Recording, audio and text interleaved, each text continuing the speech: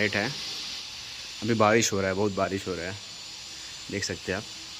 दिख नहीं रहा है, अभी थोड़ा थोड़ा हो रहा है बारिश। तो हम लोग क्या किए मालूम, अभी हम लोग काम रोक दिए। बारिश में एक दिन काम करेगा, अगर तबीयत ख़राब हो गया तो 4 दिन बैठेगा। इसके लिए मैं बोल दिया हूँ काम नहीं करना है आज, जब तक बारिश नहीं छूटता है।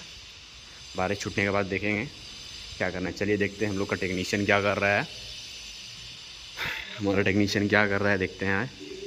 देखिए हम लोग काम किया इधर, एक काम करने के बाद इधर देखिए क्या कर रहा है ये लोग। वाह क्या सीन है, देखने लायक सीन है। देखिए लूडो खेल रहा है, बहुत अच्छे। टेक्नीशियन लोग देखिए क्या कर रहा है।